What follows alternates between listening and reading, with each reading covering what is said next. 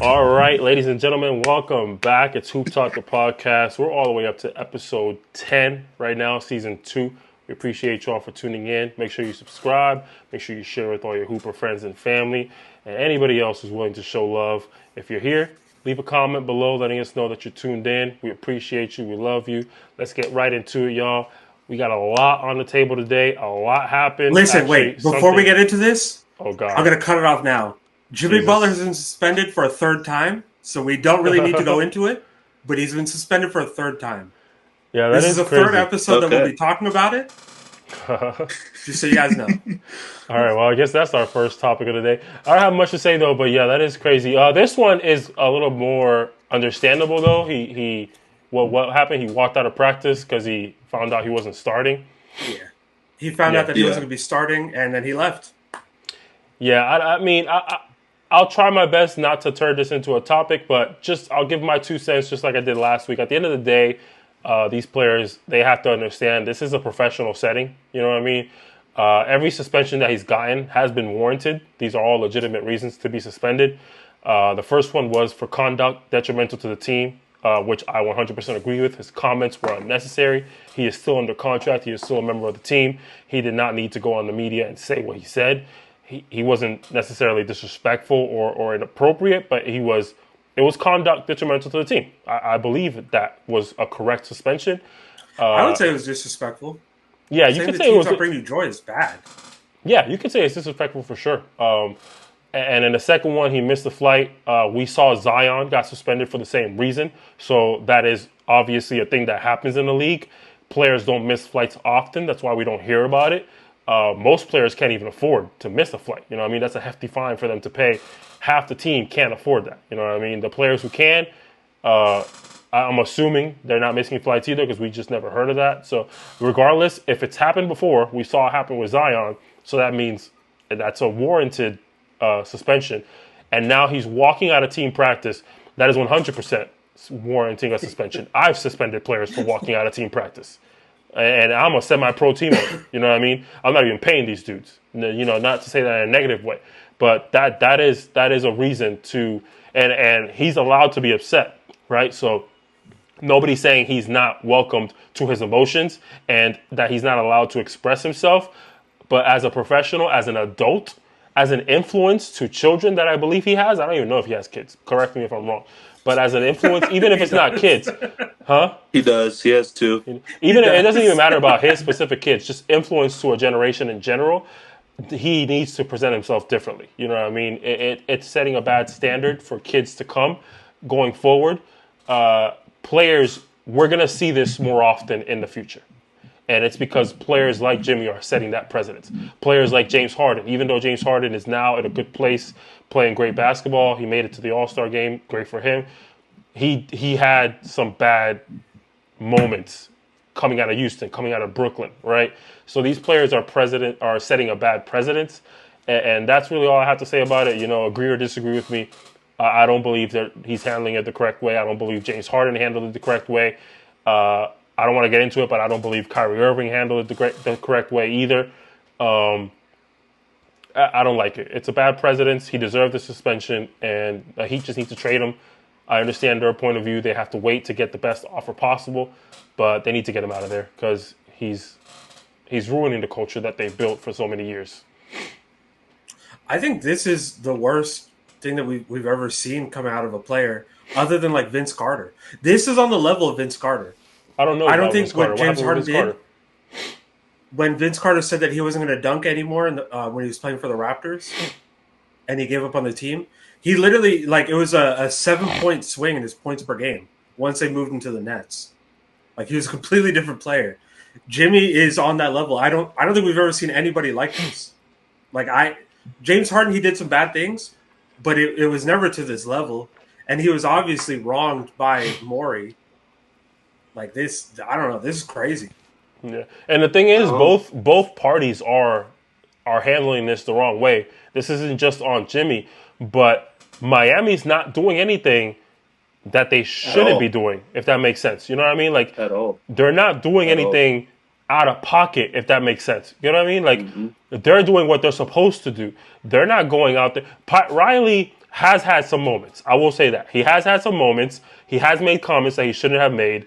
And it really made me realize, okay, this is going downhill. It's obvious these two guys don't like each other. But as an organization, there's more people involved than just Pat Riley. Pat Riley is not the final decision maker. There's people that he has to go through. He has to write an entire letter to the owners of the team to justify why he wants to suspend Jimmy Butler. You know what I mean? And that has to go through the chain of command. That has to be approved. So there's other individuals who are sitting here and saying, we agree with you. We agree with you. We are green-lighting this, suspend him. So it's bigger than what we think. So, like, both parties are wrong, but Jimmy has to be the most wrong out of the two, in my opinion. Without a doubt, bro. I mean, you signed a contract. when it's your yeah, but when you're like, the company's never gonna look entirely wrong. We've all been employees. We know how that goes. We are the sacrificial lamb. Not saying that Jimmy Butler is a sacrificial lamb or anything like that, but what I'm saying is, like, how I view it is just like, I mean, he has no trade clause. So whoever gives me the best options, I'm taking. I don't care if you go to the Grizzlies. I don't care if you go to the Hornets. I don't care if you end up in Toronto. You have a year and then it's up. Your contract's up and then you can do whatever you want to do.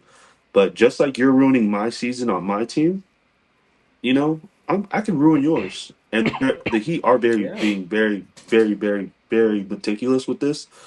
But I think the longer they harbor this player is going to be the longer it affects the Heat culture, not the Heat culture.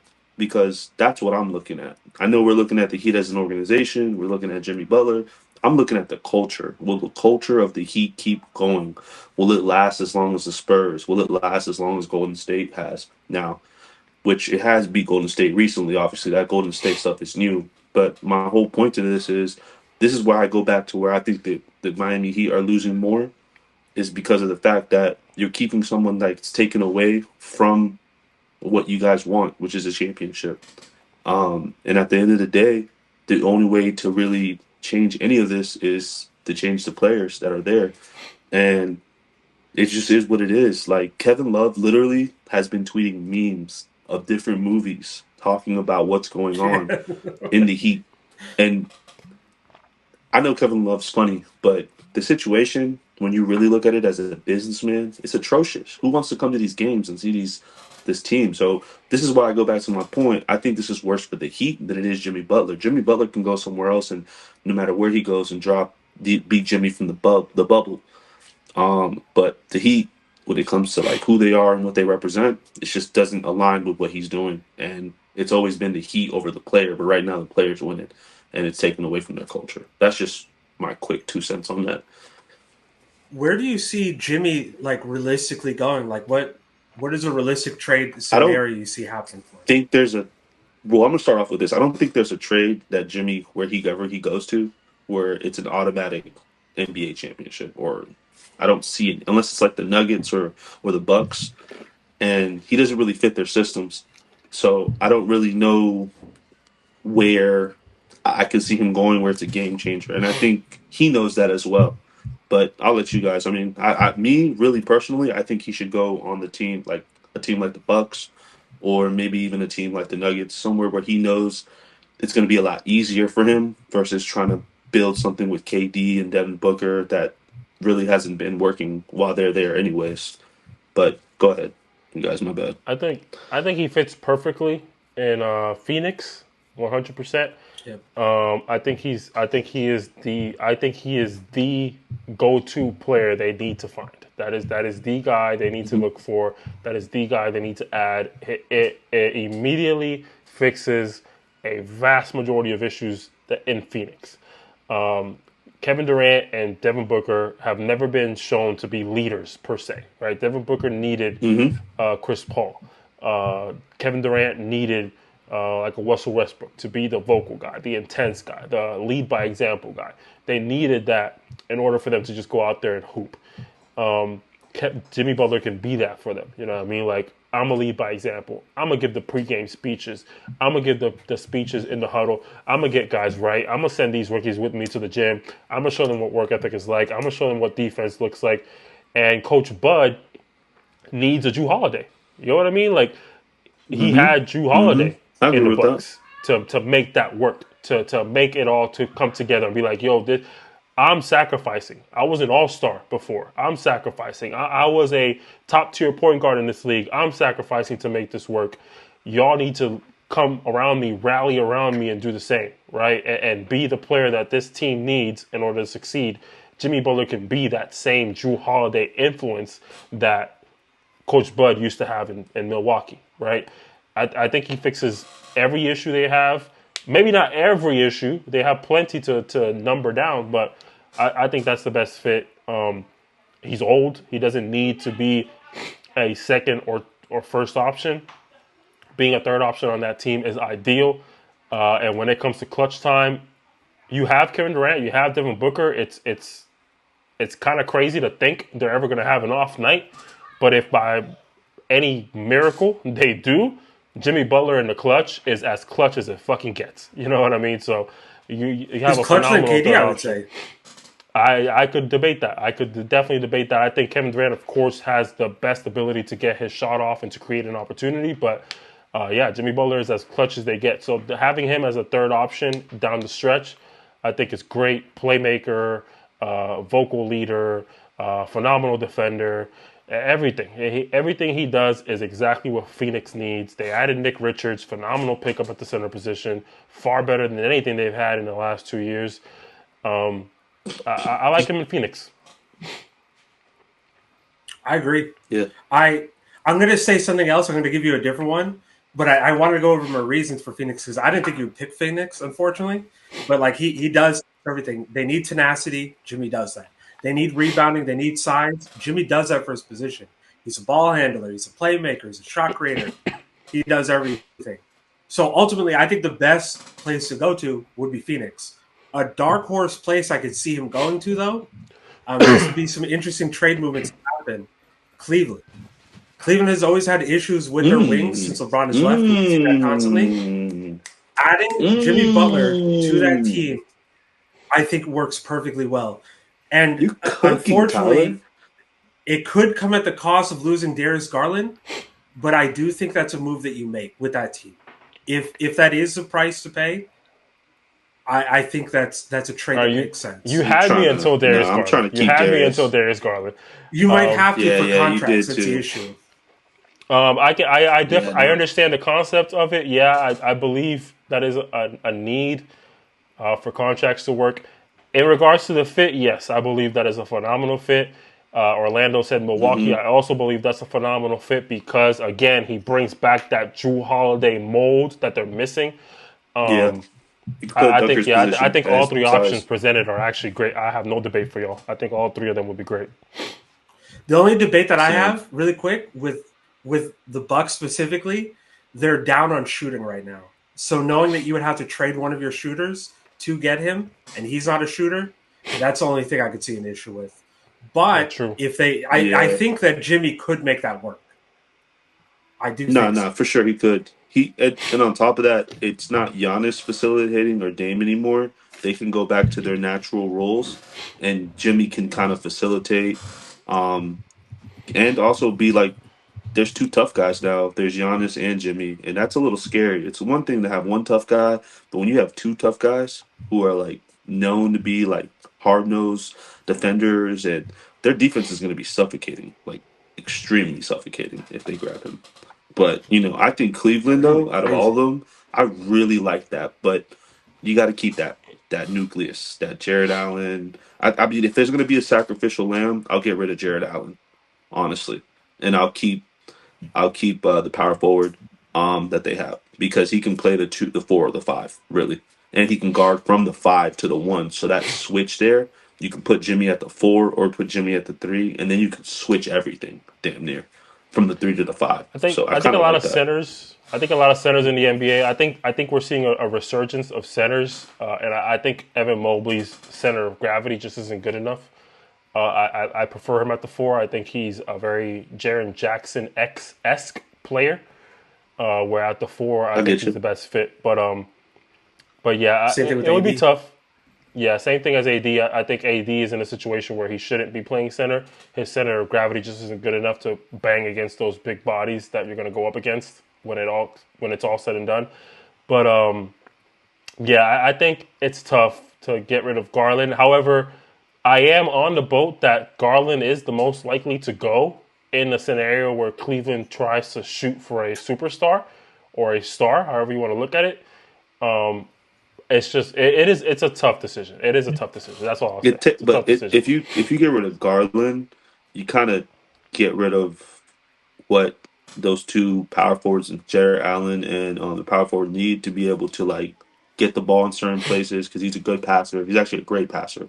Yeah, but the primary playmaker of that team is Donovan Mitchell. No, it's definitely Darius Garland. When you look at statistically, when you look at the floor, whenever Darius Garland is on the floor, Evan Mobley and Jared Allen both do significantly better. Yeah, versus when he puppeteers them. The ball. He definitely puppeteers them, and he definitely puts them in a position to score.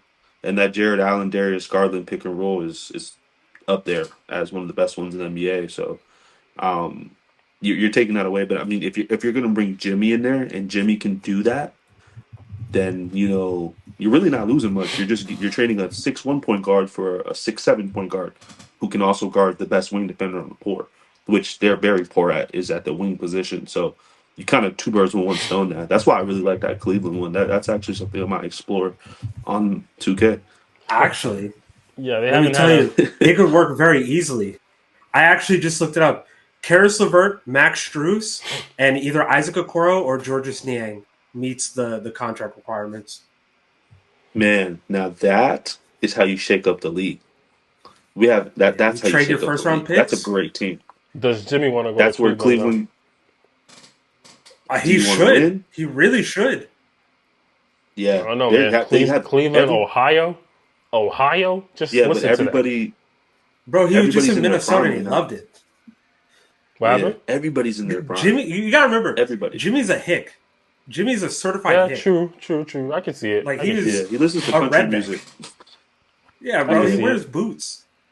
What? It's crazy. Yeah. What does that mean? Speaking of trade destinations, though, since we're on the topic, what about De'Aaron Fox? Where do you guys think he should go? Let's make this one quick. He's tough because there's no place I don't think that he would be good at. But I will say the place I would love to see him the most, and it's not realistic anymore because they traded D'Angelo Russell, would actually be the Lakers.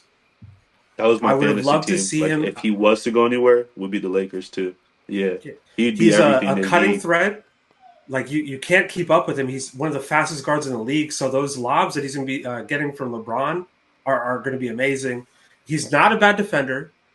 And shooting wise, he's improved that tremendously. Yeah, like he does fit a lot of things that I think that the Lakers did need.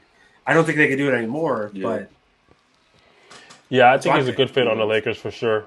Being a Lakers fan, I would love nothing more than to have De'Aaron Fox, especially because that moves Reeves back to the 2, which is where I think he can strive. Even though he's been playing phenomenal at the 1, but LeBron's realistically been the 1. They've kind of gone back to that 2020 game plan where LeBron's really the 1, and we just have 2 guys playing the 1 and the 2 on paper.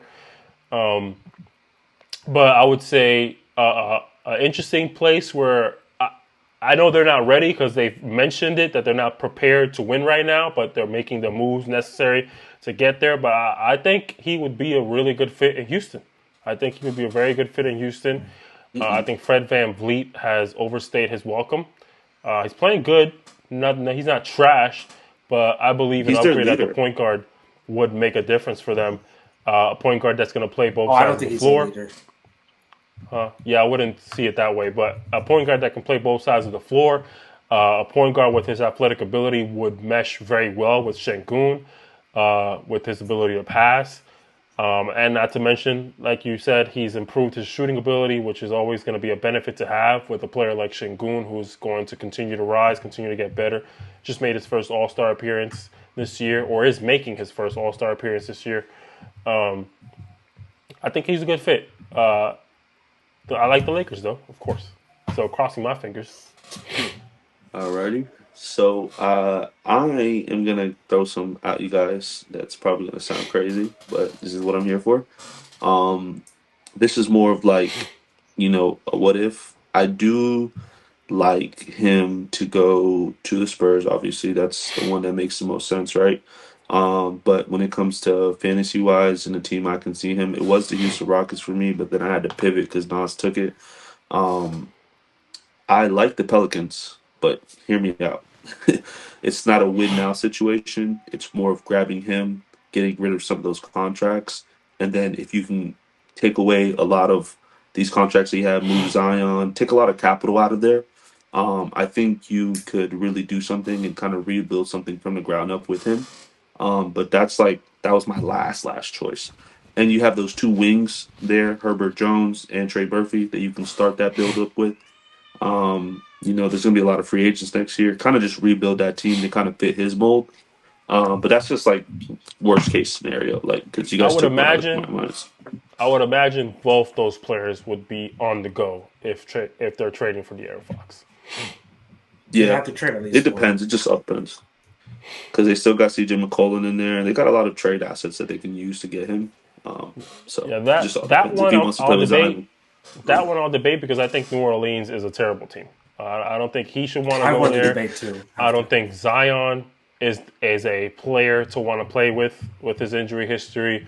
I know players don't care about little tedious things, but if I'm in De'Aaron Fox's shoes, listen, you just got suspended because you missed a flight. You know what I mean? Like you're not trying to win. You know what I mean? Like you're not here to win. I'm at the point in my career where I'm trying to win. You know what I mean? Like I'm not in a situation where I just want to go build something. Like I want to go to a place who's already built something.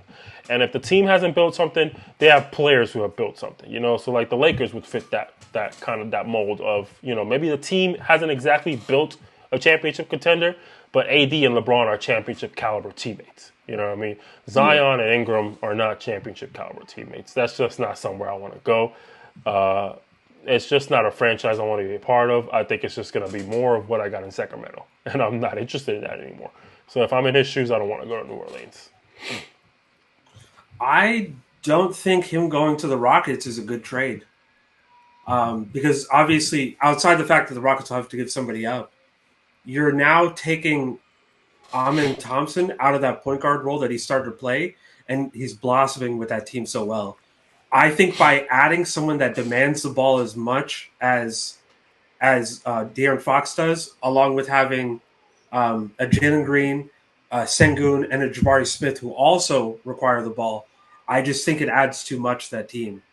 I think that team's identity right now is defense. They have Tari Eason, who's a great defender. They have Whitmore, who's a great defender. They have Thompson, who's a great defender, of course. They have Brooks. They have everyone on that team is a lot of those wings, though, Tyler, they're borderline going to have to get rid of elite this defender. offseason. I was going to say, a lot of They those won't have wings to they get have, rid of though, they're any going of to have to those. get rid of. Are they all like still They on their won't. contracts? They're all like, under rookie? No one's contract. up? Not even these are- Eason? Eason's not up. Eason The should next be one up soon. is Brooks. No, he just got Well, he he'll just be the re-signed first that one to go, though. Yeah, he'll be the first one to go. But that's Brooks fine, is. though. That one's fine. Yeah, because for sure. Dylan Brooks, offensively, he doesn't really offer you much. Defensively, he is slowing down. He's dealt with some injuries. I think you can make up for him with Cam Whitmore having a bigger role. He has the length to kind of move people around. He is a forward. He's a 2-3, whatever you want to call it. But I don't think that they make a trade yet. And I think when they eventually do, it's upgrading Jabari Smith. I think that's where that ends up happening. I think I definitely get the Amin Thompson part. That's the part where I would say, yeah, I can definitely reconsider. But I see Amin Thompson as a potential point forward for them going forward. I think Dylan Brooks is just filling in a spot for now. I believe Amin Thompson will be their future small starting forward. in his spot next year, right? And play that point forward situation for them. I don't think adding a De'Aaron Fox will impact that negatively. Not to mention, in this scenario, I'm giving Jalen Green the benefit of the doubt for the first time in my life, and assuming that maybe, just maybe, and maybe, just maybe, he picks it up more consistently going forward. If not, then it's a difficult situation for sure. But I don't believe it's going to impact Amin Thompson as negatively as it could be, or is led to believe. But it's possible. The craziest thing about all this is that they still got Shepard that's on the bench. That's a good point guard that could turn to me into like a Peyton Pritchard. They really don't. I mean, other than like they really don't need anything. They just need these players to kind of get up to speed to being better players at their position. I don't think they really need a trade. And I think if they're smart, they wait till Fred VanVleet's contract is out and they just re-sign all these players and make sure that they keep this nucleus alive. They don't really need anything. I mean, they have an identity. They have the players who fit the identity. They have their star who's playing like a star right now. I mean, Darian Fox, kind of like to pivot to what Tyler said, I agree with him. It kind of takes away from these players who are finally getting these touches, finally getting this limelight. Like Amin Thompson, a lot of different players have been saying he's going to be a top 5 player the next couple of years.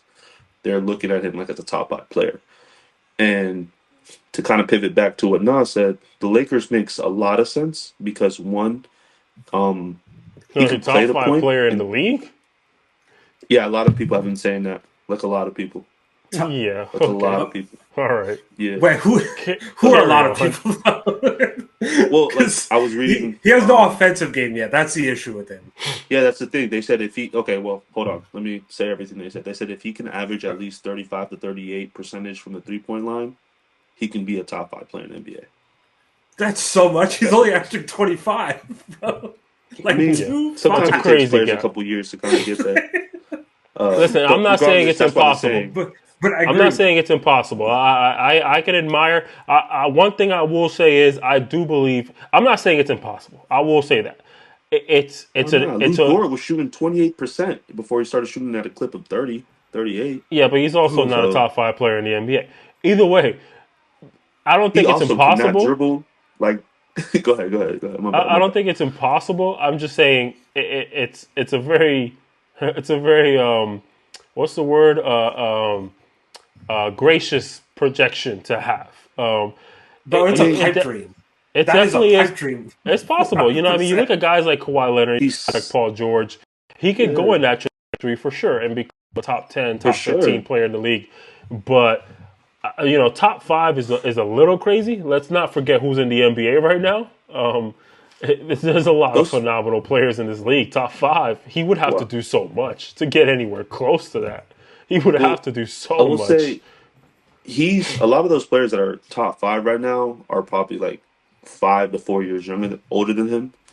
And another thing, when I look at his age group and where he ranks within the players that where he's at in his career, he's definitely already one of the better players at his age. And you add a 3-ball, like even a 35%, Lou Dort does not have that bag. Lou Dort can't dribble. He can't pass. He's not athletic like him. He might be I think he's up there as being maybe even a better defender than Lou Dort.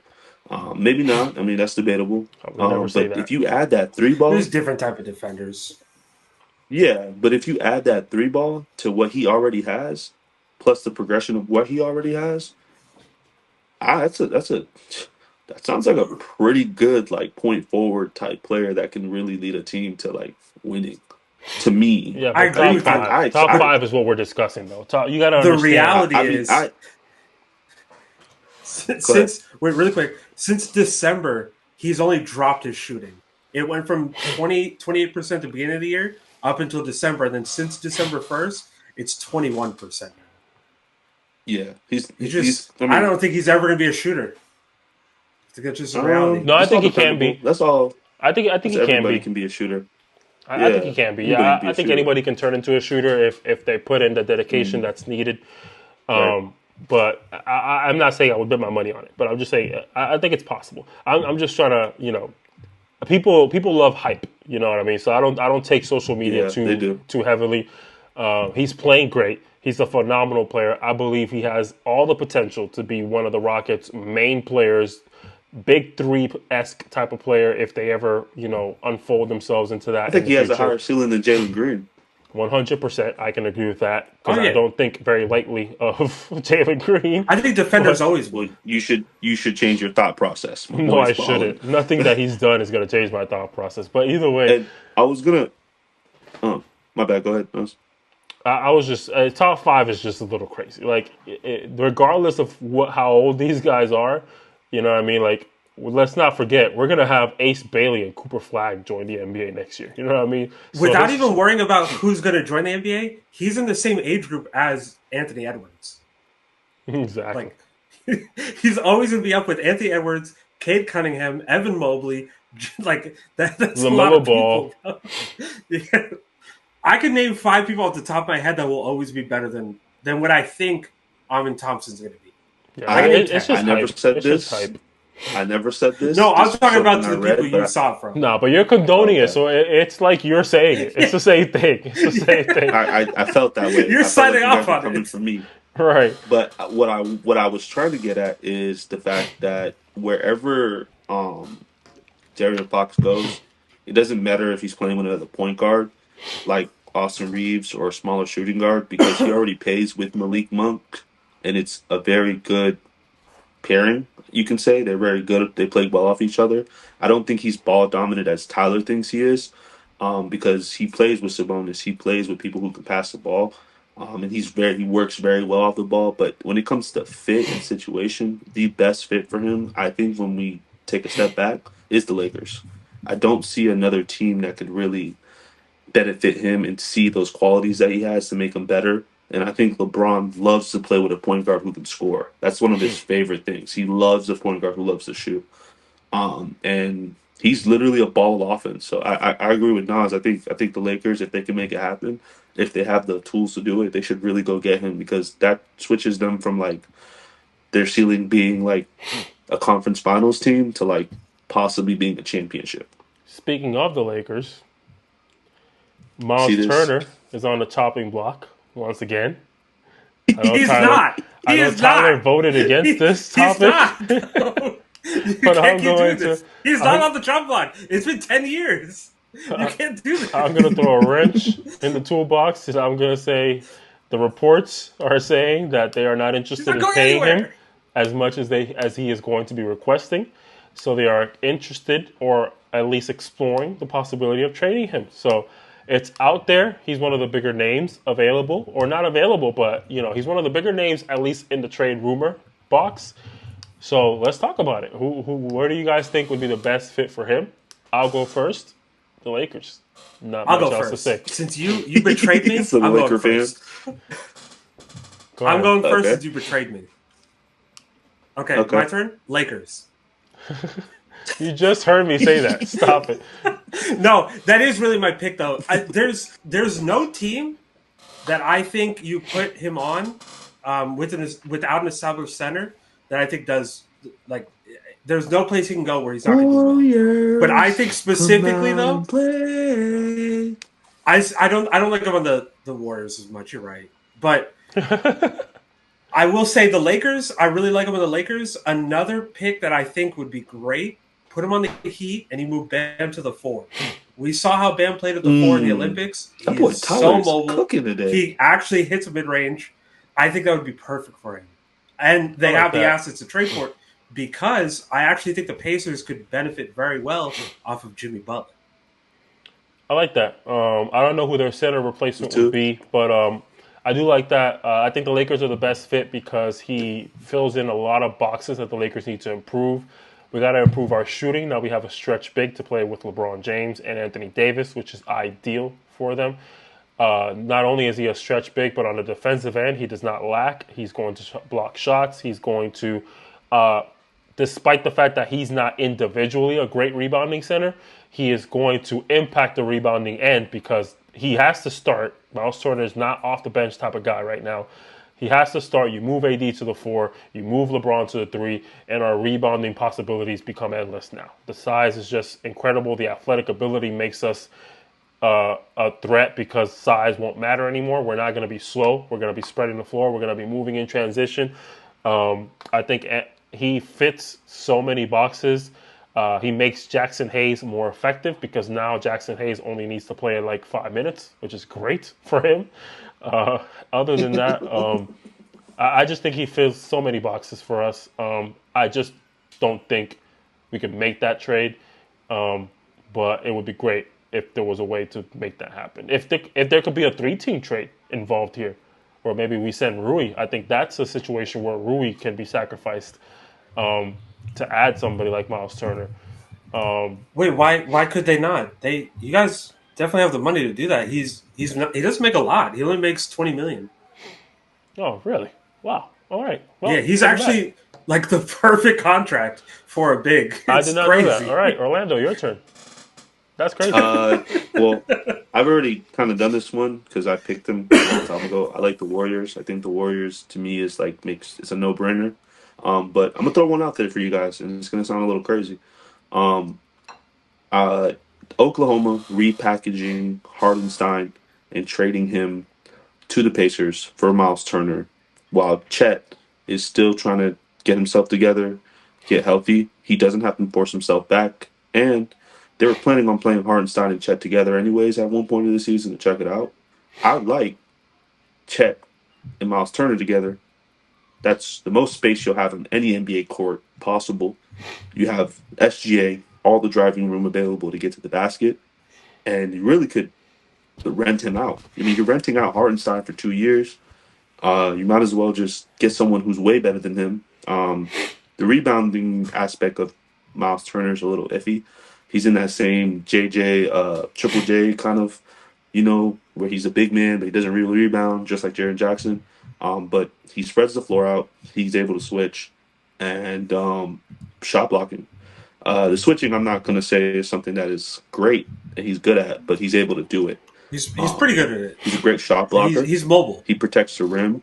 And on top of that, it takes Chet away from that 5 position where he keeps getting hurt. He keeps getting kind of injured in. You kind of put him in like a 4 position where he's guarding a smaller player. He has the foot speed to do it. He has the length to do it. And it kind of makes OKC scary as fuck. Because now you have an alien and you have now one of those shooters that can really, one of those big men who can shoot. Again, this is like the wildest dreams, but I really like that for him. And it's still a small market where he can still like thrive in, which he likes to be in. And OKC has the money to pay him, so it just all depends how it works out. It's not a terrible take. So they don't have the money to pay him, but it's not a terrible take. The fit itself is not terrible, but just the rent. He's renting. He's being rented.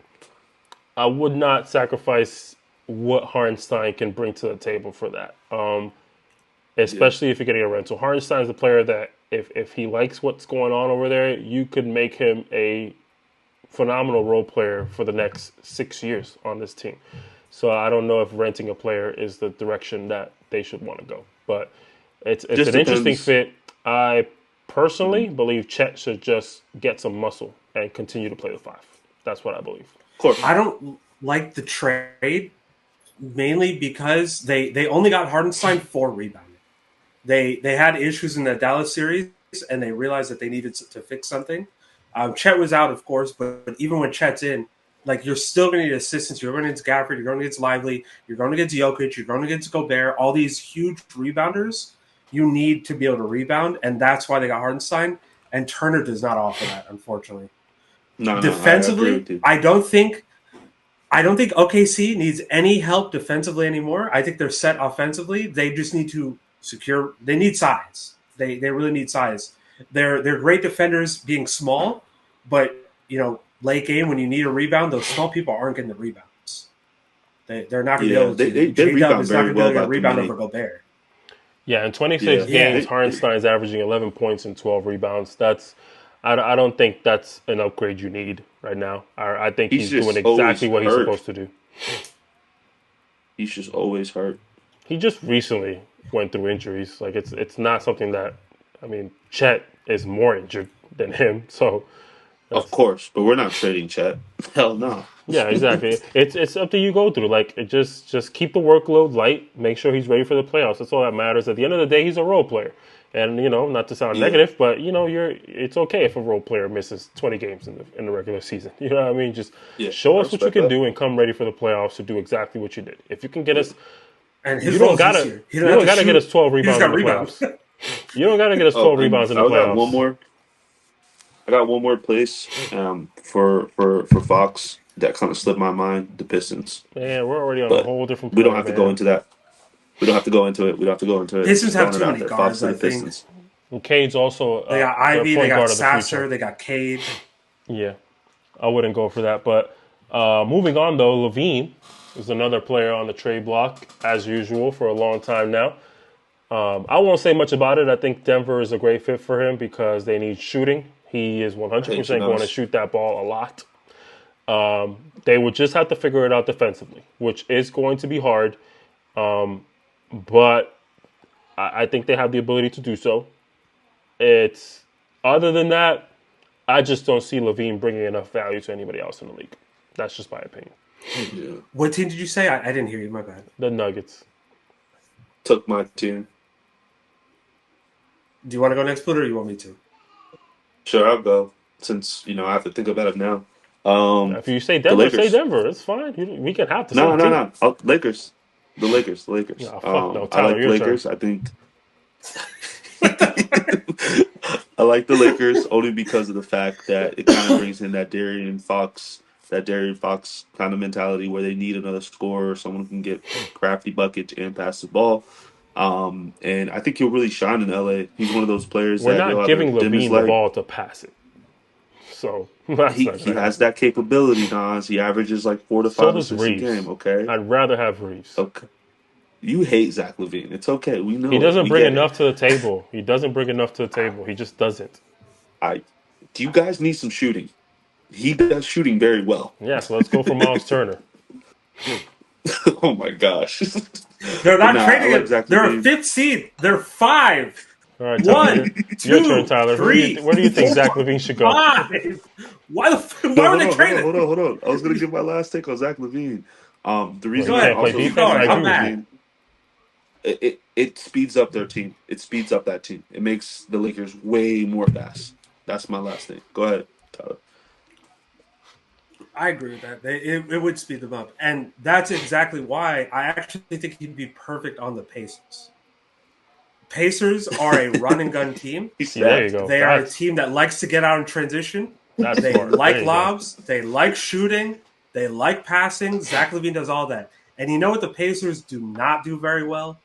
Defend. And you know what Zach LaVine doesn't do very well? Defend. That's a match made in heaven. It's a match made in heaven. There you go. But really, though, enough offense is enough to beat any team's defense. We saw it with the Pacers where they made it to the conference finals. They lost to the champions. And barely. And they were not fully healthy. No, didn't they get swept? They were not fully healthy either. They got swept, but every game was decided within like 5 or 6 What do you mean barely? They got swept. They didn't win a game. But they barely got swept. He was specific in that. He was very specific in that. What? How is this barely? What kind of word are we using here? Barely? You get swept and you barely lose a series? You never won a game. No, he said they barely got swept. Barely? So they never won. Let's be specific. They barely getting swept. You can't win in a sweep, Nas. What do you mean? They barely got swept. So how are we using barely? We barely got swept. Those two things don't go together. It's either you fully get swept where you lose every game by at least 10, or you barely get swept where you lose every game by like 3. It's either you get swept or you get swept. There's no other options here. What do you mean? But I like him on the Pacers. Nosology 101. No, it's called logic. What do you mean? But I like him on the Pacers, though.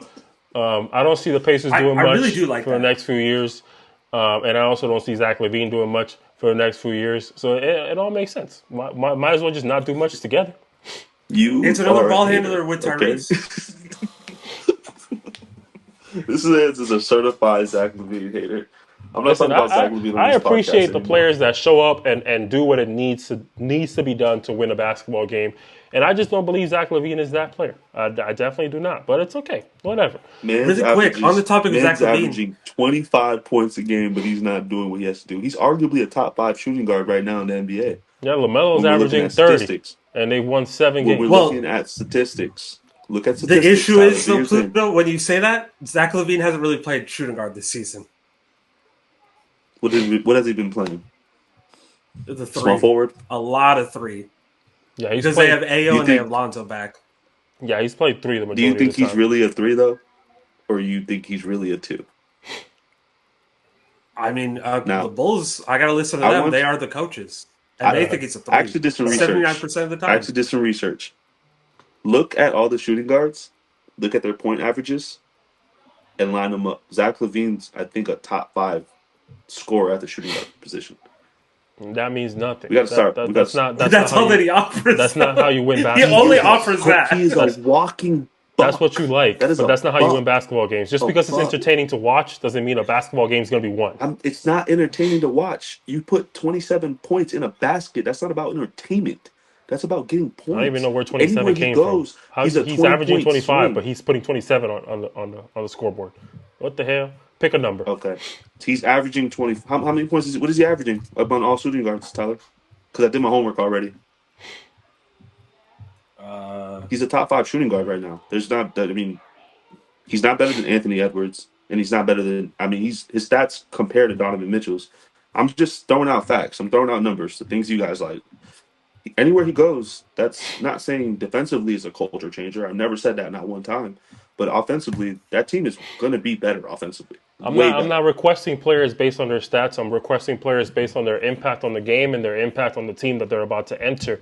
And whatever team he's about to enter, he's not winning. He's not winning. He's not winning on the team that he's not going to the Lakers because my speech is better than Draymond's. You said what? Huh? But they're. What did you just say? Wait, really quick. I wanted to say something. There's no team he's going to when he's averaging 24. There's no team that he's going to and averaging that. What did you say about 21? Draymond? He'll be the third option. Anywhere he goes, he's the third option.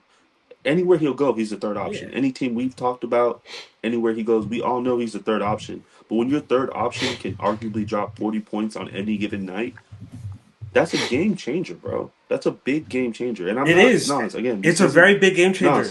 And that's why I worked for the Suns so well. No, that's just... That's you can't put 4 of those people together. You can't put 4 scorers together and hope something happens. I'm not saying that. There was not 4 of them. There was only 3 of them. They only have 3. There was only 3 of them. They're all... Yeah. And Bradley Beal is very similar to Zach LaVine. I think Zach LaVine right now is better than Bradley Beal in this point in his career. I think that's disrespectful. And bro, you're forgetting about Wizards Bradley Beal. You're really forgetting about that. Yeah, I am. That was 4 years ago. Well, he's saying this season. If he's saying this season, of course, Bradley Beal's a third option on the team that he's on. So, of course, Zach LaVine's going to have a better year. Zach LaVine's the number 1 option on a terrible team. He's also his stats aren't bad. You're making it seem like wherever he goes, he's not going to change the culture of the offense. Bradley Beal will also average 25 on the Bulls. I'll bet money on that. Yeah, I want to give you an idea. Bradley Beal this season is actually having a great season. Bradley Beal won't average 25 on the Bulls as the number 1 option? Bro, Bradley Beal's averaging 17 right now on a team that he doesn't need to score. Comes off the bench and takes all the bench shots now. He just started playing well again because he's coming off the bench now. Bradley Beal can't average the same 25 shots as Zach LaVine. If you give him, so Zach LaVine is taking 17 shots. If you give Bradley Beal 4 more shots, they're almost shooting the same percentages. He's gonna average the same amount. Almost counts in horseshoes and card games. I still want to know what was said about Draymond Green. We're talking about the scenario. I was going to say, because you went into the impact thing. I totally forgot that thought. I was going to go into a whole soliloquy, and then Tyler stopped me, so I lost my momentum there. I was going to go in, but it's gone now. I was going to say, bro, just statistically, I just feel like anywhere he goes, he's going to change that offensive culture. Again, I'm not talking about defense. Obviously, defense is a part of the game, but this league is not a defensive league anymore. It's an offensive league. It's been an offensive league for the last 2 years. So I don't know. Name the 4 teams right now. Name the 4 teams right now with the highest probability of winning a championship. Right now. The Celtics. Uh-huh. The Celtics. Uh-huh. One of the best defensive teams in the league. No, I'm not. No, go ahead. Answer. Pluto, come on. Orlando. Matter. Answer, you guys Orlando. keep trying to pin me on this. No. This is why I'm getting upset because you guys are trying to pin me on this defensive thing. I get it. Defense wins championships. Cool. But that has not been happening lately. What I'm saying with what I'm seeing in the Name a NBA. champion that wasn't a Celtics, top yes. 5 defense. There's also not a championship who's that team that's not a top 5 offense. So we could go. We could do this all day. Think of a team that is championship caliber that has a defender as bad as Zach LaVine. Because Zach LaVine is a bad defender. Not just below Kyrie average. Irving's a better defender. Is Kyrie Irving a better defender than Zach LaVine? Yes. I think Kyrie Irving is Is Steph Curry a better defender than Zach LaVine? Yes. Yes. Wholeheartedly. And that's not me saying they're great defenders. That's not me saying they're great defenders. I'm only comparing it to Zach LaVine. I'm not sitting here and saying Steph Curry is all defensive second team. That's not what I'm saying. I'm just saying they're subpar players. I think when you have something to play for, I think when they had something to play for, all those players became better defenders when they had something to play for. You give that man something to play for, I think he becomes a better defender. Yeah, so, I'm not making a trade for a player that's only going to play when something's on the stakes. I want to see you play when nothing was on the line. I want to see what you did before we gave you an opportunity to compete for a championship. That's what's going to make us want you to come over here. Not, oh, well, I'm just goofing around because this team sucks anyway. No, that's not the player I want. Nah, but let's go back to what you said. Like, most of the teams were good defensive teams, but they've also were top 5 offensive teams in the league at the same time. So you can't win without offense in nowadays, but you really can't win without defense. So it's like, where are we at with this? You know what I'm saying? There hasn't been a defensive-only minded team that's won a championship in a very, very long time. I can't think of a team who didn't have 2 or 3 other. I don't think the Celtics were top 3. Yeah, the Celtics. Celtics were one of the highest offensive ratings. You're right. Yeah, they had one of the. Yeah, I know. So with the Golden State Warriors, so was Toronto that year they won. So was Cleveland. They were a good offensive team with some of the best 3-point shooting teams that year. So when you try to take away from this offense, you really do need that offense. That offense is important. It's very important. It's how you get wins. When the Warriors won, though, they were 17th in offense. They were first in defense. Which year? 2022. Which year? 2022 when they won. Oh, I was referencing the KD teams, so I apologize. But yeah, that's a little different, bro. That was when even then though defensively they were better. When you add Zach LaVine to some of the best teams in the NBA, that can work because they can hide him. You can add him to the Celtics. I'm not saying they're going to. The Celtics aren't going for Zach LaVine, but just listen to what I'm saying. Right. They can add him to the Celtics. They can hide him. They can add him to the OKC. They can hide him. We're not talking about him going there. We're talking about him going to teams that are trying to level up. The Bucks cannot hide Zach LaVine. The Lakers, we cannot hide Zach LaVine. What other teams that we mentioned? What? What other teams did we mention? You have the Lakers already. You have Dorian Finney-Smith. No. You have to understand the Lakers are already hiding Austin Reeves. They can't hide Zach LaVine and Austin. And Rui. We're also hiding Rui. Yeah. And sometimes LeBron. Sometimes LeBron. Yeah. Listen, AD is hiding everybody. Sometimes AD. AD is hiding everybody. I will agree with you on that. No, bro. Sometimes it's AD they gotta hide. AD be getting bullied by the bigger centers. I be feeling bad when Rudy Gobert comes into town. That's what I'm saying. So you want to add someone that deals with big centers, which we have a lot of right now, that already is a bad defensive team. I don't like it. I don't think Zach LaVine would be their only trade. I don't think that would be like the final domino. I think that would actually forgot which team were we talking about anyway? No, we were just talking about in general. Like you asked me what the last time the championship team has wanted to who hasn't been a good defensive, and I argued back with saying they've also been a great offensive team as well. So, yeah, I don't know.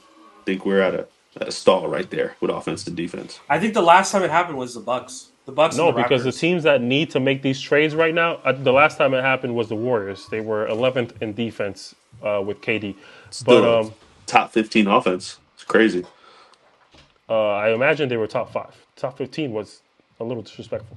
But no, they were number 1 that year. Yeah, number 1, exactly. Why'd you say top 15? That was your moment to shine. Why'd you say top 15? 2020. I was thinking about the 2012, the 2020 Warriors that he was mentioning, Tyler, earlier. the one that won the championship. Oh, true. Oh no, it was the KD Warriors. That was the Warriors. That was 11th in defense. I looked it up a while ago, debating with someone. Yeah. But like that was the only team in the last 30 years that I looked up. Literally, they were the only team that was outside of the top 10, and they were 11th. So they were literally knocking on the door of the top 10. But either way, the teams that we're talking about, the argument wouldn't make sense because they need to improve on both ends. They cannot hide Zach LaVine. So in order to add Zach LaVine, now you're going to have to exhaust resources to add others. And Vanderbilt is damn near out the door, possibly.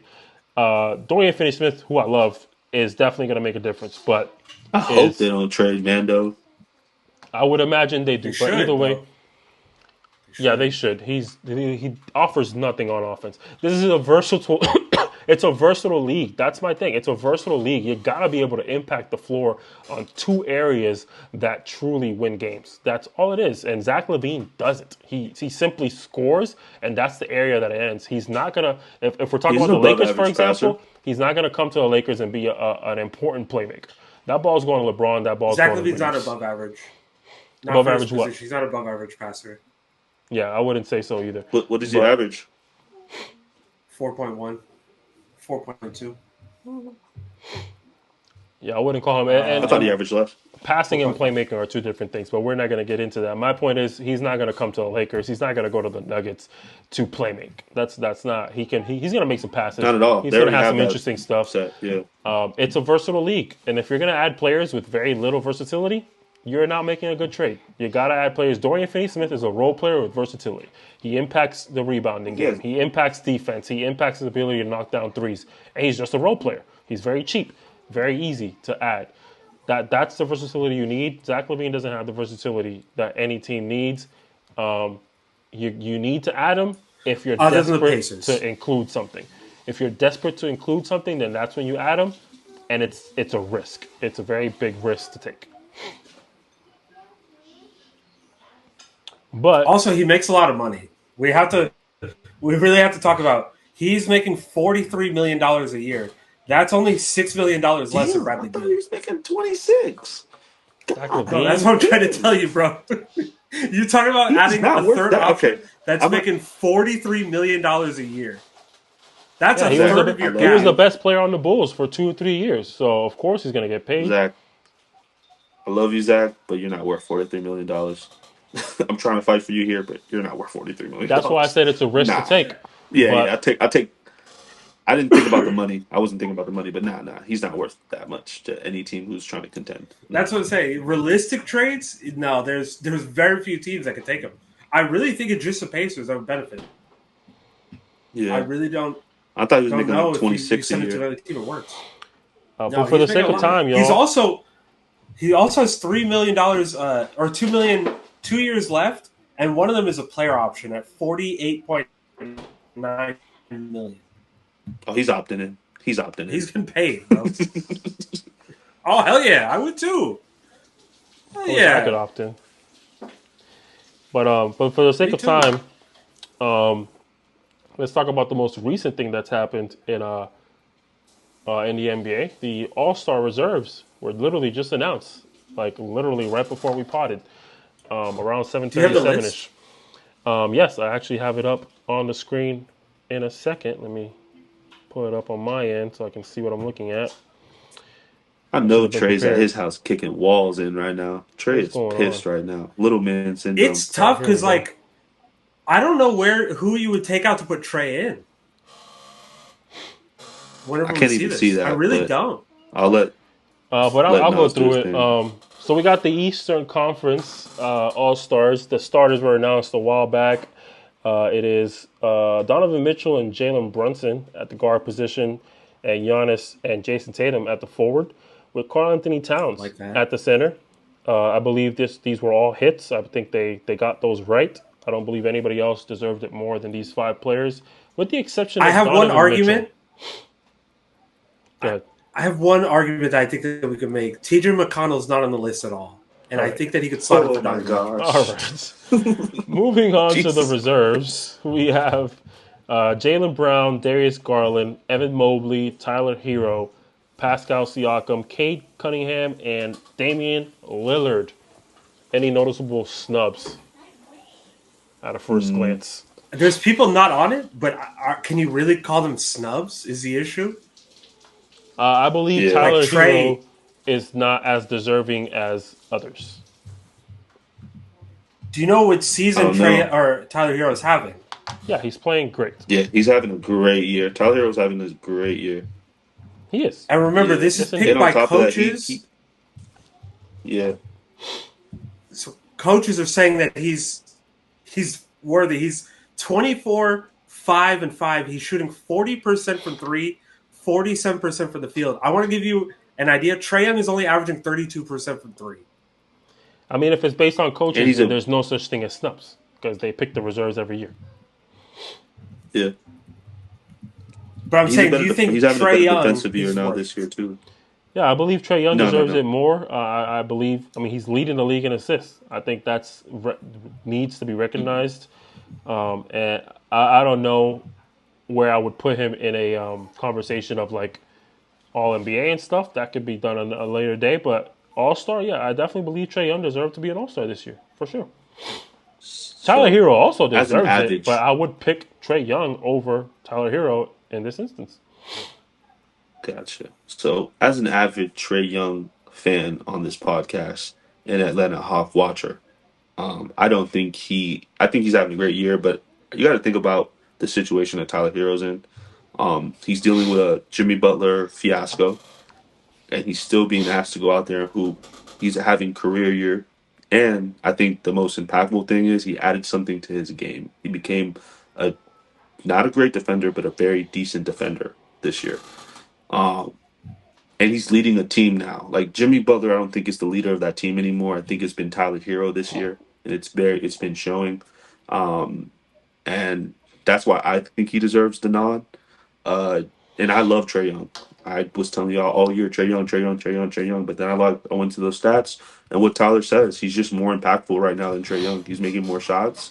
He's making a lot of shots when it counts, and he's carrying a team as well. So I don't see a snub. I think the only one for me is LaMelo, but I don't see who you would really trade him out for because he doesn't have a winning record, and he's not impactful at all if you're not winning games. So yeah, I got to argue with you on that one. Yeah, I would do believe switch- Tyler Hero deserves it, though. I do believe he deserves it. I would prefer Trae Young. I believe leading the league in assists should just give you an automatic nod, to be honest. I hear you. Yeah, I hear you. I would switch out Tyler Hero for LaMelo. But LaMelo's been chucking this year. Like he is averaging a lot, but like if you look it up, he's not efficient. He's real deal chucking. Like chucking like we've never Someone seen needs to before. score the ball. Yeah, and it's him Someone every needs to single score the time ball. most of the time. It's not efficient though. He just throwing it up there. Yeah, not to get into it, but yeah, LaMelo has to be able to play to get people involved a little more, as opposed to just looking for his own shot. That could definitely make a difference. I think Cade Cunningham has come into his own and started doing that, which is why the Pistons have more of an ability to win a game now than they've had in the past. But I don't want to get into too much for Melo. I think. Well, real quick, side story, real quick, Nas. You know the reason why Kenny Atkinson gave up on the Hornets job and took the Cleveland job was because Lamelo's never healthy. He's never on the floor, so that's why he decided to take the Cleveland job. Smart decision. That's crazy to me. Very smart It's a decision. great decision. But you It's see what crazy Kenny because Atkinson Darius does with Garland is guards. injured a lot. Yeah, But LaMelo's the only one He over went to the there. Cavs and Darius Garland is Hmm? he's another one that's injured a lot. Yeah, but LaMelo's the only one Yeah, over but- there. There's more in Cleveland Yeah, to look factual. forward to than just Darius Garland. that's what it came down Factual. to. Lamelo's the overall best player out of that group, but he's not healthy. Never healthy. Now we got the Western Conference All-Stars as well. Starters were also announced a while back. Stephen Curry and Shai Gilgeous-Alexander at the starting position for guards. Kevin Durant and LeBron James at the forward and Nikola Jokic at the center. Or front court is really what they call it, but regardless. Then we got the reserves. Anthony Edwards, James Harden, Alperen Sengun, Victor Wembanyama, Anthony Davis, Jaren Jackson Jr., and Jalen Williams. Any noticeable snubs at a first glance? Not a snub. He didn't play enough. Luka Doncic. Yeah. He hasn't played enough. He's been injured a lot. 22 games. What do you guys think about Sabonis not making it for a second year in a row? J-Dub ain't make it? Jalen Williams. J-Dub did. He did? Okay. I think you can artist Sabonis over J-Dub. Yeah, I agree. Nah. Why not? No, 100% agree. Sabonis brings far more to the table.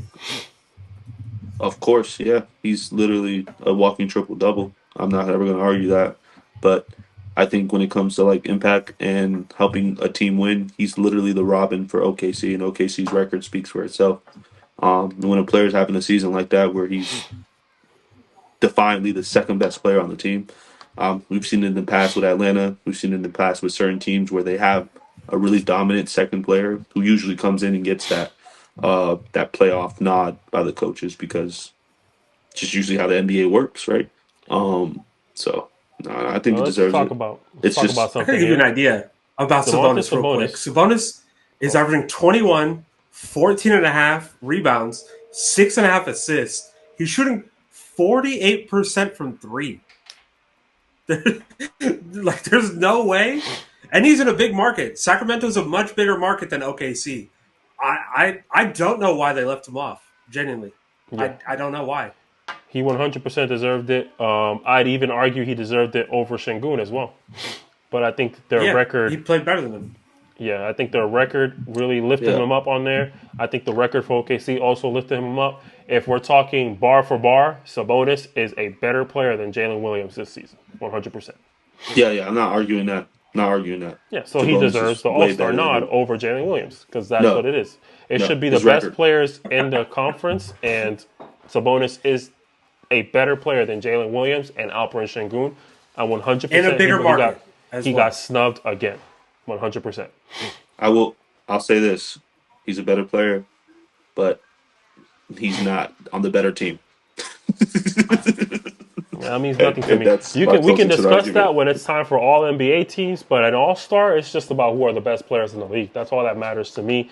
All that record stuff, I personally don't care, because this is just a showcase. I just want to see the best players, the best performing players this year on the floor performing against each other. So, I believe Sabonis is the better player. Why would you want to see Sabonis running up and down the court when you can watch J-Dub running up and down the court? That has nothing to do with it. Again, I could care less. It does. That's all I care about. The All-Star game. Wait, J-Dub's not a big dunker. The All-Star game is a highlight show. It's not. Nikola Jokic barely plays in the All-Star game. It's a highlight show. That's where I'm. You guys say I like highlights. Let me get good at this. I'm not gonna tune into an All-Star game watching Sabonis, Jokic on the court. Like, I'm not watching that. No one's watching that. I don't care about you being the best player. I never said Sabonis was not better than J-Dub, but I'd rather watch J-Dub basketball over watching someone get 14 rebounds in an All-Star game, which means nothing. That's my argument. That's where I'll argue. Wait, really quick. Sabonis has more dunks than J-Dub this year by like a lot. It's like a 20 difference. Yeah, J-Dub's not a dunker like that. He's a mid-range guy. When we're watching the All-Star game, are you guys wanting to see Sabonis running up and down the court trying to catch an alley, or J-Dub? No, I want to see him pass. I want to see his crazy passes. This is why the All-Star game don't get no views anymore. People are not that interested in the highlights, bro. That's all the All-Star game cares about now. Is just going out there and getting highlights, and nobody's playing basketball. That's why the views continue to digress every single year, because they're not playing basketball anymore. They're just simply running up and down, and the fans have shown by the numbers that they don't want to see that anymore. They want to see the best players in the NBA playing against each other. And at the end of the day, J-Dub's not even going to get that many minutes. He's a first-time All-Star. He's going to be given the rookie treatment. Neither was Sabonis, though. I bet you Sabonis would play more because he's a veteran in the league. I don't think so. It would be his third All-Star appearance if he would have made it, I believe. Fourth, maybe? I think it would be his third. Yeah, I know at least third. I don't think Sabonis is going to go crazy, but I could see Sabonis getting 15 minutes. I see J-Dub getting maybe 5, 10. There's just not enough minutes. I'm going to be real. I mean, this is me like looking at content like as a like just looking at content. Um, you know, uh, the All Star game's been bad. It's been bad for a while. People stop taking it serious. Players don't play defense anymore. Players don't take any of that serious. So if you're not going to play defense, if you're not going to do none of that in the All Star game. I want to see some dunks. I want to see some shots. I think one of my favorite All Star games was the one with LeBron, Chris Paul, Dwayne Wade. I think it was 10, 10 or 11. 10 or 11. That was one of the, I think it was Kobe's last one. Kobe's last one. That was one of the funnest All Star games I've ever It watched. couldn't have been And either of that those years. they had, huh? It couldn't have been either of those years if it was I Kobe's don't last remember one. the year he retired. It was probably the year before he retired to the year retired. I'm not sure, but that was my favorite All Star game because they played a little bit of defense. I do think that a little bit, but it was a lot of highlights. It was a lot of shooting. There was a lot of people scoring. I don't want to just see threes. I want to see great moves. I want to see a good in and out fadeaway, lean all the way to almost out of bounds and make a jump shot. I want to see your whole repertoire. I want to see your bag, the stuff I don't see when you're playing on the court. And I just feel like I don't want to see someone rebound the ball 14 times. I could watch a regular season basketball game to see that. Great, he's great for But greatness, but I want to to get see those things highlights I you're don't see talking every day. about, you need people that are gonna try, and the people that try are usually the people getting rebounds. Are the people like Sabonis. Like those are the people that I'm are not gonna gonna put lie. That's the defensive only thing effort I miss in. about Kobe. Go ahead. But My bad, that's the Tyler. thing. So that's what I'm saying. You want to get people that are going to try, people that are going to go out there and they're going to try to win, not just dunk. And like picking up Sabonis over J Dub is you going for that. You're going against real basketball versus highlights. Yeah, exactly. That's literally my And I point. think the That's All exactly Star my point. game is literally for highlights. You want to see people get in And their that's why bag and people do, aren't watching because it's But just that's why the viewership highlights. is bro. down. That's why they keep trying to change it because viewership is terrible. Well, I People mean, don't the want All to Star see that game right anymore. now, I will They're agree with tired you. of just running up and down. They're tired of just dunk, dunk, dunk. Long three, long three, long three. They get tired of it. I don't think that's it, bro. I don't think that's it. I'm gonna have to disagree with you guys. I've never heard anybody say I don't want to watch the best players in the world run up and down the court and play and one basketball. Damn near. I don't think I've heard that. No That's one's all told me I they hear. don't want to That's watch literally someone all I dunk. hear. Yeah, I do That's hear not that a true. lot. I mean, I haven't heard that on my end. I hear people missing like the days back when players were let go to get a nice breakaway dunk or 360 dunk in the middle of the All Star game. That's what I hear. I don't care for the 3 point shooting. I do not like how much they shoot the three ball in the All Star game nowadays. I'll agree with you guys on that. But I do miss the craftiness and the creating that they used to have back in the day, the alley oops, the hot, like, not just the highlight plays, just in your bag, like the ISOs that they used to have against players. I think Jalen Brown was one of the only people that took it serious recently But they when were he went getting it off of against good Jason possessions, Tatum. though. That's my point. They were getting it off of good possessions. They were locking in. They were playing good. And if they got that turnover, then they put on a show. But they were getting it off of good Yeah. possessions. There's no good possessions anymore. Once that long No, I rebound agree with you. happens, we're I'm not done. disagreeing with It's you like there. we're not getting back on defense. Giannis is down there. Let him get it. Let him dunk it. Whatever. Let's come back down here when you're done. That's all they care about now.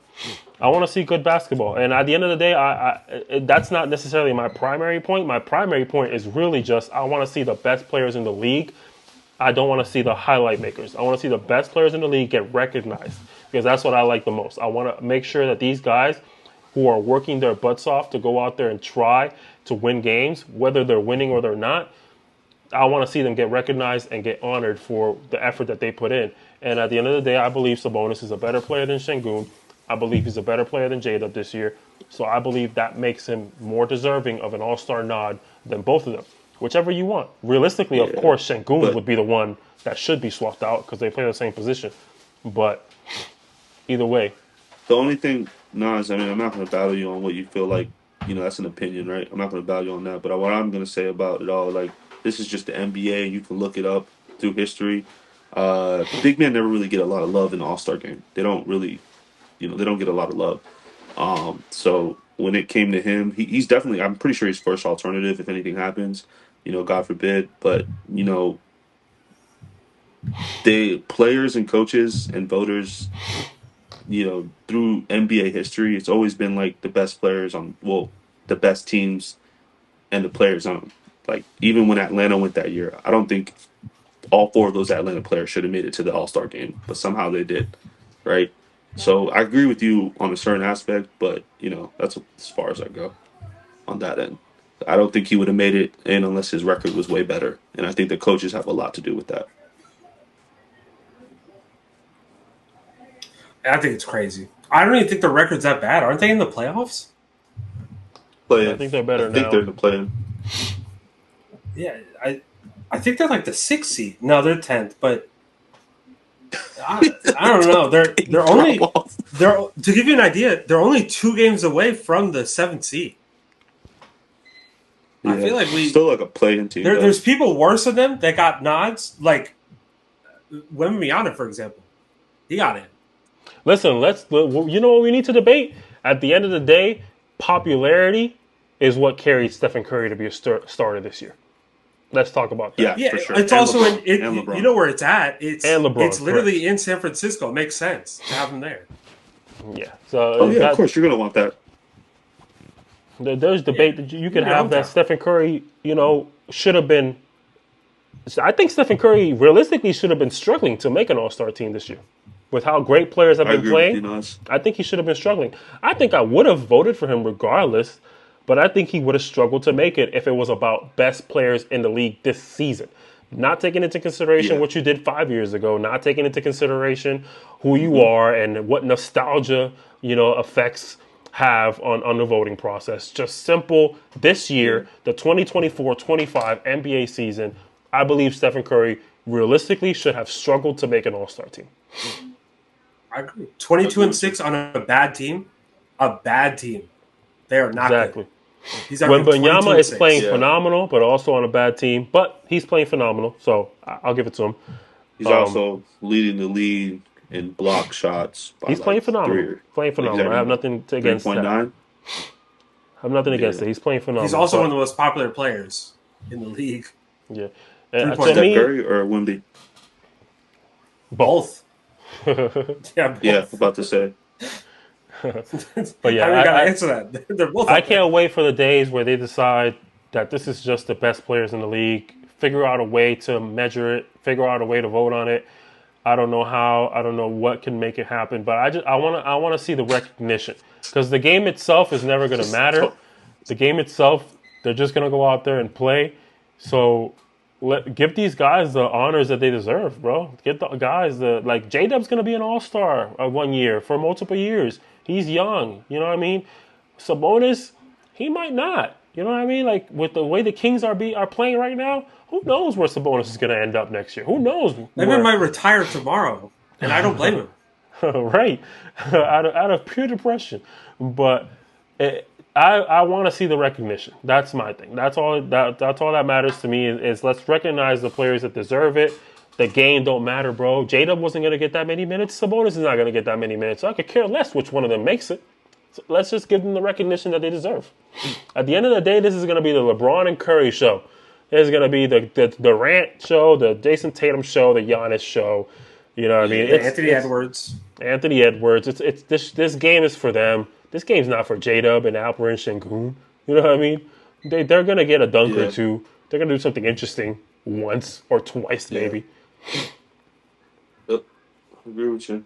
This game's not part of the process. I wanted to be better. I want them to have a good product. And the first year they did the park runs style where you pick up and you draft. The first year they did that was my favorite All-Star game, because that gave me hope. Bro, they played their asses off. KD and LeBron trapped Curry, and I'll never forget that. I think so. Sure. It could have been. They were playing for Kobe more than anything. Do you remember the KD and the LeBron trap on Curry? Bro, he looked terrified. Like, that's what I want to see. I want to see people that try on defense. I want to see blocks, but I also want to see stops. Yeah. I was going to say, it hasn't been the same since Kobe retired. And I'm not saying this is a Kobe thing, but he was one of those players that would literally take that opportunity to go find the best players and shit on them. That was Kobe's favorite thing to do in the All-Star. And I miss that competitiveness. I think it's the competitiveness. Obviously, you guys are saying that we missed. He came in with that edge. He came in there and really dominated.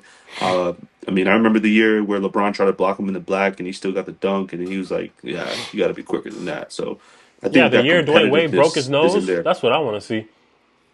And they got to put money Kobe into break it? No, Dwayne Wade broke his nose. No, I'm saying wasn't Kobe the one who broke it? I'm No, pretty Dwayne sure it Wade His was. broke nose got Kobe's broken, yeah. nose. That's what he's Oh, saying. Dwayne Wade broke Kobe's nose. I Yeah, Oh. and thought then he Kobe wore broke and then he Dwayne wore that Wade's black nose. mask for a couple weeks.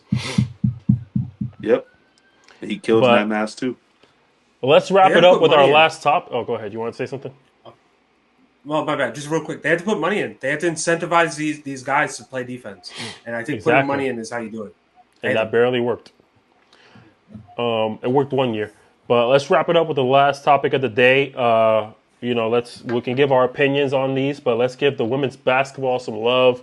They're going through their what's it called, free agency period, if I'm not mistaken. So there's been some pretty major signings, and there's also been some trades as well. So three of the most notable ones that I've been able to track so far. Let's go through them real quick, and then we can give our quick little opinion on how we feel about these trades. Let's start off with the simpler one out of the three that I have. The Phoenix Mercury are going to receive Alyssa Thomas and Ty Harris. And the Connecticut Sun are going to get Natasha Cloud, Rebecca Allen, and a 2025 number 12 overall pick. Tyler, you're the resident women's basketball expert. What do you think about that? For real. The Connecticut Sun are blowing it up. So they also they lost Brianna Jones, who's their center, and she also conveniently, which is weird, went to the Atlanta Dream with Brittany Griner, which we'll talk to in a moment. I mean, the trade makes sense. Natasha Cloud had some issues with Sophie Cunningham on the Mercury. There was some Trump support or something, and she really wanted out. So, I mean, you trade her and you get Alyssa Thomas, who is a really good player, who can't shoot, but she's defensively and offensively everything else you need. I'm not as well versed in women's basketball. I do know Alyssa Thomas as a name. So I think this is definitely going to be good for the Phoenix Mercury. I do like Natasha Cloud. I used to bet on her a lot back in my prize pick days.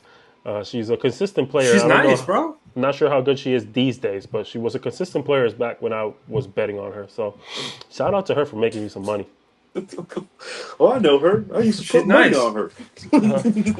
But you mentioned it, and that was going to be the next one I talk about.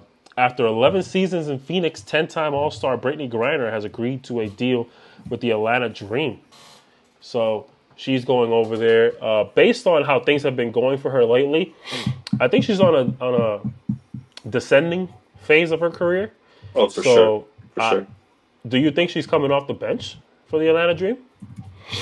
Brianna Jones is good, but Brittany Griner, even though she's going downhill, still averaged 18 and 7 last year. She started shooting threes, which has been an issue as well, and she's good at it. So I think that she's just going to be prolonged for a little while. She's only 33, to give you an idea. She's still pretty young. I think women's basketball players retire a little earlier, don't they, on average? Not anymore. It's trending upwards like the NBA did.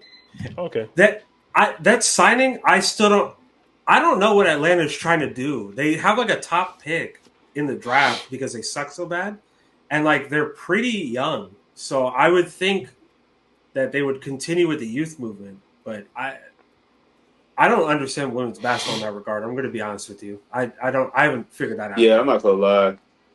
Someone came in my Facebook DMs and said, "You guys should talk about girls basketball." I was like, "We do talk about girls basketball, and this is what we have to show them."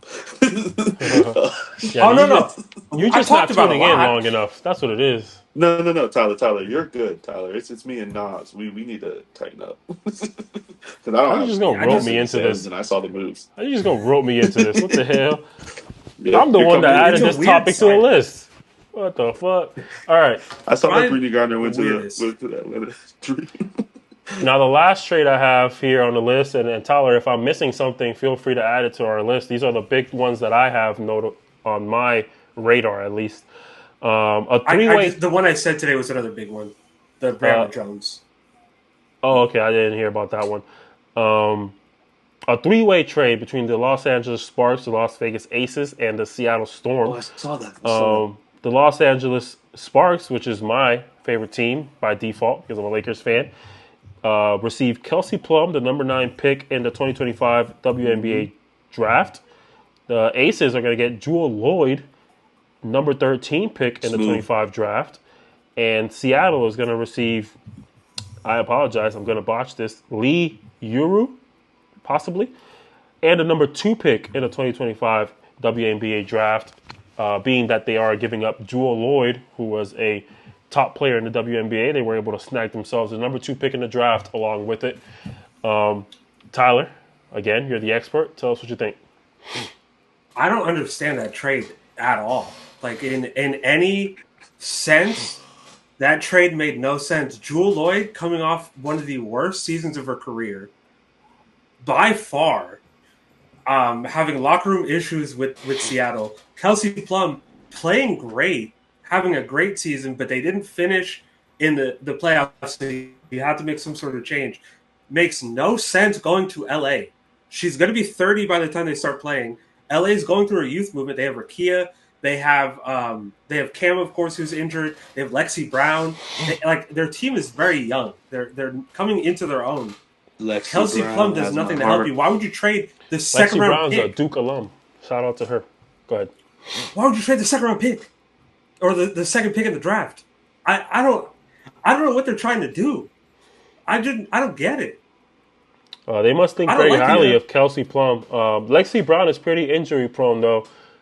She hasn't really been much of a consistent point guard for the Sparks. That much I do know. Well, shout out to her, though.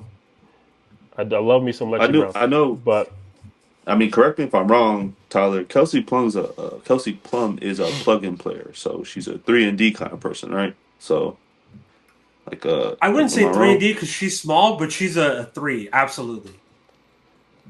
Okay. Is she more of like a plug-in player where you can kind of move her around and different teams can use her in different ways, or am I wrong? Yeah, every team in the WNBA needs a shooter like her. There's no team that you put her on that I don't think would do well. Okay. I think adding some veteran presence isn't bad, but I do agree that trading away the number 2 pick is a tough decision. We did a good job in drafting Brink. I think we should have continued that trend and tried to get something. Bro, you guys got Brink and Rakia. Right, yeah, Rakia. That's crazy. In one draft, you got arguably the second and the third best players in that draft, I would say. Over age, I'm not going to open up that. I'm not going to open it up. Yeah, no, without a doubt. The only comparisons that you have is Aaliyah Edwards and Camila Cardoso, and they underperform compared to them. Cameron Brink barely played, but yes, I do think very highly of her. I think she needs to get into the weight room, but other than that, I think it is a little strange that we're giving up such a good pick for Kelsey Plum. Even though I think Kelsey Plum is great, I just don't know if she fits the movement. But listen, who knows? I'll have faith. See what direction they're going. We'll see how it goes. Where are they going to go? I mean, they're not. They don't this draft isn't going to be all that, right? No, this is one of the deep drafts. Yeah, this is an amazing draft. Yeah, this is comparable to last year's. Probably better. Yeah. You got Paige, you got Olivia Miles, you got Azzi Fudd, you got Kiki, bro. That's only like the top. I forgot about Paige. Yeah, this would be crazy. Who has the number 1 pick? Dallas. What are some notable players in Dallas? Enrique, who's a lot of people really compare it to Kyrie. They got Satu Savali, who's unfortunately most likely to get traded.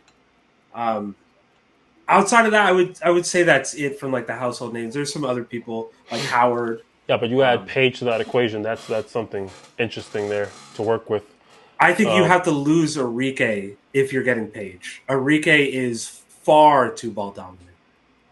Yeah, I can see that. I can definitely see that for sure. I did not realize she played for the Wings. I don't know what team I picture her on, but it was not the Wings. Yeah, I gotta tap in a little better. Wings were not that. Shout out to Unrivaled. I watched their first game, first day of games.